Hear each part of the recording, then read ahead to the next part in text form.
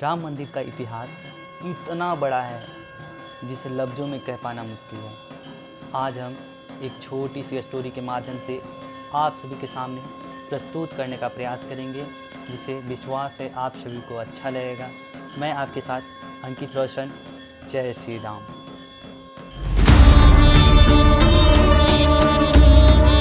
जिस तरह से 1947 से पहले अंग्रेज़ों से गुलाम जब भारत स्वतंत्रता के लिए कराह रहा था, उसी तरह से यह अयोध्या नगरी अपना अस्तित्व खो चुका था।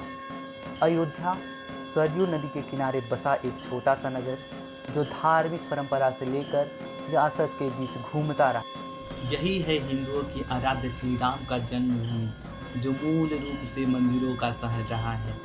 दोस्तों, यदि कहा जाए त्रेता युग से भी पुराना है, जिसे भारत में अन्य हिंदू शासकों ने इसे संजो के रखा। इसके बाद मुगलों का साया इस पे पड़ता है। जब मुगलों का शासन भारत में चलने लगा तो 1528 में बाबर के कहने पर मीर बाकिर ने श्री राम लला का पवित्र मंदिर को ध्वस्त कर वहाँ एक मस्जिद का नींव रखा। जब हिंदुओं द्वारा आवाज़ उठाया गया तो मुगल शासकों ने इसे दबाने का प्रयास किया। हालांकि बीच बीच में आग उठती रही। बाबर के सम्मान में इस मस्जिद का नाम बाबरी मस्जिद रखा गया। बाबरी मस्जिद बनने के बाद करीब 190 वर्ष बाद 1717 में हिंदू राजा जय सिंह ने इस जन्मभूमि को अपने कब्जे में लेने का प्रयास किया, ताकि वहाँ फिर से रामलला का भव्य मंदिर का निर्माण किया जा सके।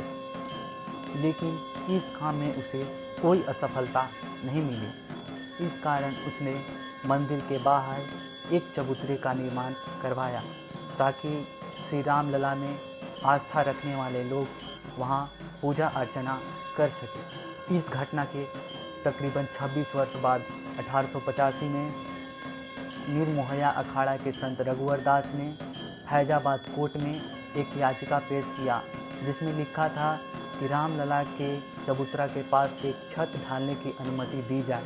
लेकिन फैजाबाद कोर्ट ने उन्हें यह फैसला सुनाया कि चबूतरा के पास हिंदू पूजा अर्चना तो कर सकते हैं, लेकिन वहाँ मंदिर निर्माण करने का आदेश नहीं है। 1934 में बाबरी मस्जिद पर फिर से एक बार दंगा होता है, जिससे बाबरी मस्जिद का कुछ हिस्सा टूट जाता है। हालांकि उसे फिर रिपेयर करवा दिया जाता है। उस समय तक तो हमारे भारत देश पर अंग्रेजी शासक थी।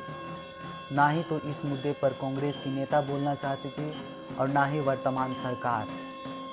अब साल आता है 1947।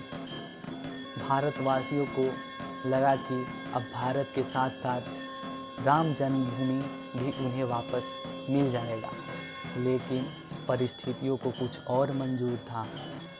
कांग्रेसी नेता इस मुद्दे से अपना हाथ फेर लिया। अब आता है इतिहास में नया मोड़।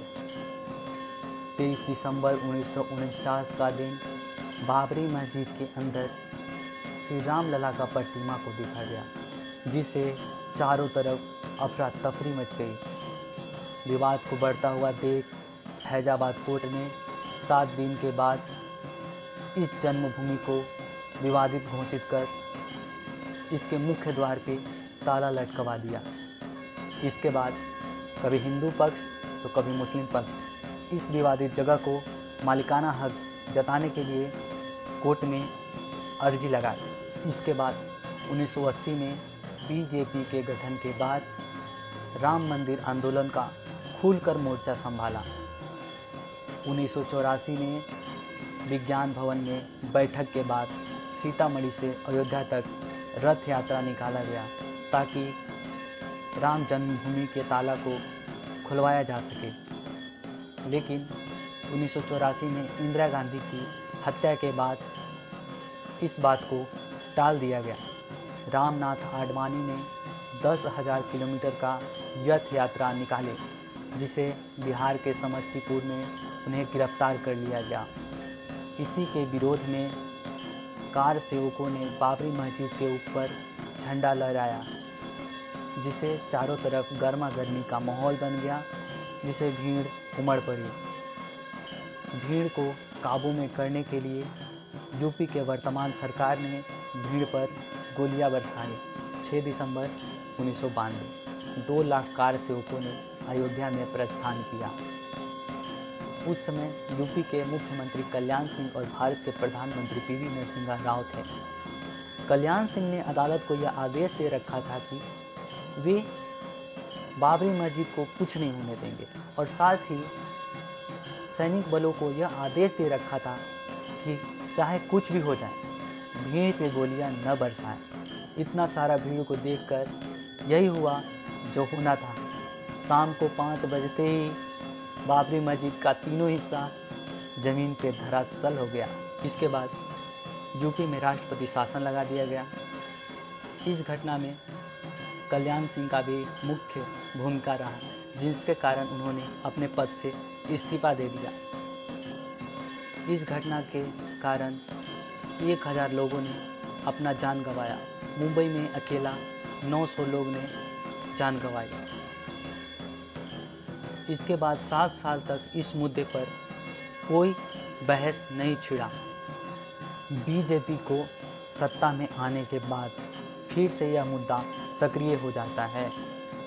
अदालत के अनुसार ASI archaeological source of India को यह आदेश दिया जाता है कि पता लगाया जाए कि वहाँ पहले क्या था। ASI के रिपोर्ट के बाद चौंकाने वाली सबूत वहाँ से मिलती है, जिससे यह साबित होता है कि बाबरी मस्जिद से पहले वहाँ राम मंदिर हुआ करता था। दोनों पक्षों के सबूत एवं सुनवाई के बाद सुप्रीम कोर्ट यह फैसला सुनाती है कि यह विवादित जगह राम जन्मभूमि का ही है। इसके बाद 5 फरवरी 2020 को ट्रस्ट का गठन किया जाता है और मंदिर निर्माण शुरू हो जाती है। राम जन्मभूमि के इतिहास से हमारा प्रयास कैसा रहा कमेंट में ज़रूर बताएं।